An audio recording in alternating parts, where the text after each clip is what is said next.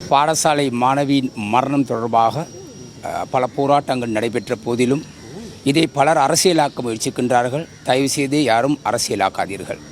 ஏனெனில் இங்கே வந்திருக்கும் இந்த ஆசிரியை, இந்த சகோதர சகோதரிகள் அனைவரும் பெற்றோர்கள் நாங்கள் நேரடியாக சென்று ஜனாதிபதி செயலாளர் நாயகத்திடம் முறையிட்டதன்படி அன்று அதிபரை இடமாற்றம் செய்யப்பட்டது. ஆசிரியரும் வேலைநிறுத்தத்தில் செய்யப்பட்டது, வேலைநிறுத்தம். ஆகவே இதை அரசியல்வாதிகள் சிலர் ஒரு திரைப்படம் போல் நடிகர்களாக நடித்து கொண்டு இருக்கின்றார்கள். எனவே நாங்கள் போராடும் போது எவருமே வராதவர்கள் வெளியிலே இருந்து போலியாக குரல் கொடுப்பதை எங்களுக்கு பார்க்க முடிகின்றது. ஆகவே இதை அரசியலாக்கி ஒரு சின்னஞ்சிறு குழந்தையின் மரணத்தை வைத்து உங்களுடைய அரசியல் வளர்ச்சியை தயவு செய்து செய்யாதீர்கள்.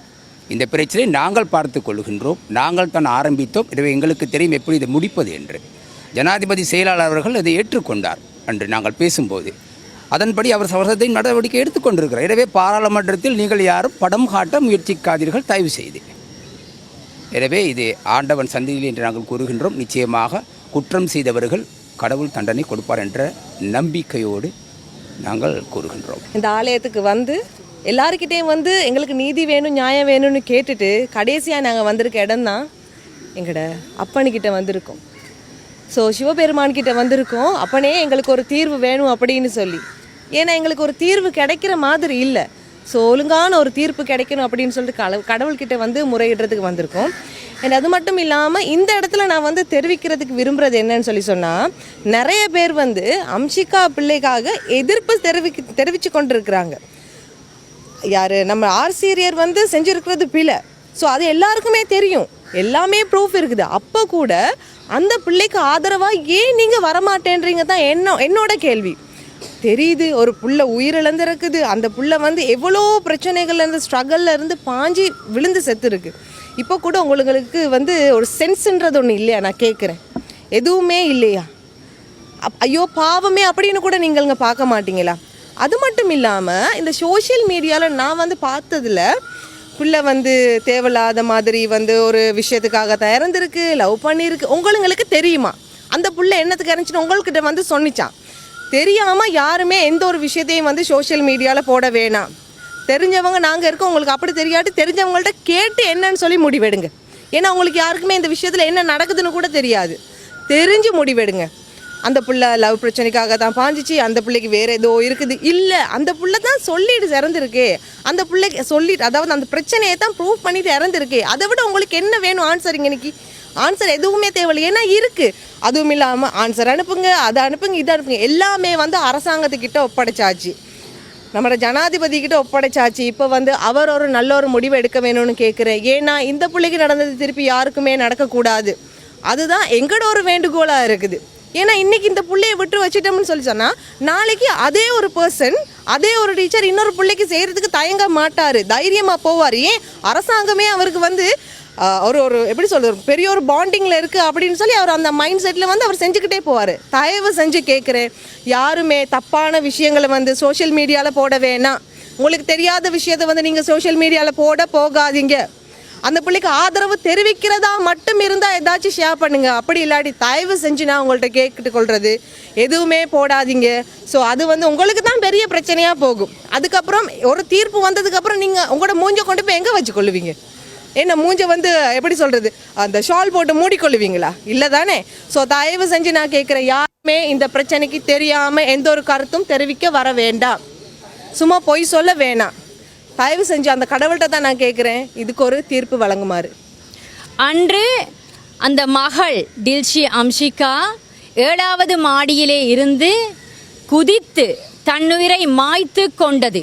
அதாவது அந்த குழந்தை பாயும் பொழுது முருகனுடைய வெள்ளி சிறு வேலொன்றினை கையில் இறுக்கி பற்றி பிடித்தபடிதான் தன்னுடைய உயிரை மாய்த்து கொண்டார்.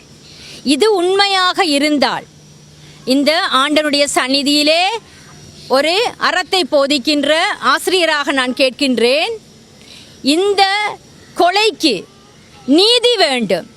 சட்டத்தினால் வருகின்ற முடிவு காலம் சென்று கிடைத்தாலும், ஆனால் இந்த ஆண்டவனுடைய சந்நிதியிலே நான் கேட்கின்றேன் நீதி கேட்டு. இங்குள்ள பெற்றோர்கள், பெண்கள், குழந்தைகள், அப்பாமார்கள் அனைவருமே இறுதியாக ஆண்டவனை மட்டுமே நம்பி வந்துள்ளார்கள்.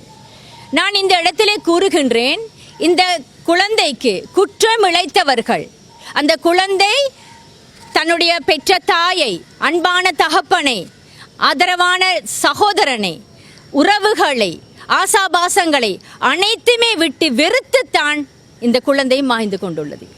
எனவே இதற்கு காரணமாக இருந்தவர்கள் ஏதோ ஒரு வகையிலானும் சரி சகலரும் சட்டத்தின் முன் நிறுத்தப்பட வேண்டும். இந்த கொலைக்கு தூண்டியவர்கள், அதற்கு காரணமாக இருந்தவர்கள், விசேடமாக வேடிக்கை பார்த்தவர்கள், இந்த சம்பவம் நடக்கும் பொழுதும் பலர் வகை கூறக்கூடியவர்கள் அந்த இடத்தில் இருந்திருக்கின்றார்கள். எனவே இவர்கள் அனைவருமே சட்டத்தின் முன் தண்டிக்கப்பட வேண்டும். இந்த மகேஸ்வரனுடைய பாதார விந்தங்களை வேண்டி அவரிடமே ஒப்படைக்கின்றோம். எங்களுடைய மகளுக்கு நீதி வேண்டும். இப்படி ஒரு சீத்துவக்கேடு நடைபெறுவது வருந்துதற்குரியது. அதாவது இடமாற்றம் செய்தால் போல அவன் அந்த இடத்திலும் போய் செய்யத்தான் போகிறேன்.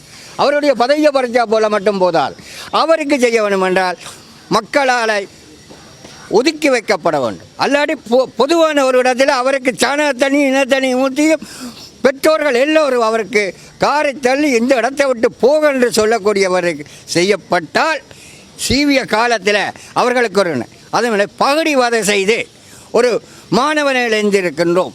பல்கலைக்கழகத்துக்கு போகிறது மிருகத்தனமாக நடக்கவா? அன்பு கொண்டு முதலாவது 2வது வருடம் படிக்கிறவர்கள் 1ஆம் வரவை அரவணைப்பதா கல்வி. அப்படிப்பட்ட பல்கலைக்கழகங்களில் படைத்தவர்கள்லாம் இப்பொழுது இருக்கிறார். முறையின்படி ஒரு ஆசிரியராக இருந்தால் வருங்காலத்தில் அது கல்வி அமைச்சருக்கு ஒரு வேண்டுகோளை விடுகின்றோம். அதாவது A-லெவலில் குறைஞ்ச மார்க்ஸ், கூடிய மார்க்ஸுக்கு கேம்பஸ் போக முடியாதவர்களை எடுத்து அவர்களுக்கு ஆசிரியர் பயிற்சியை கொடுத்து பண்பானவர்கள் 2 அவர்களை ஆசிரியராக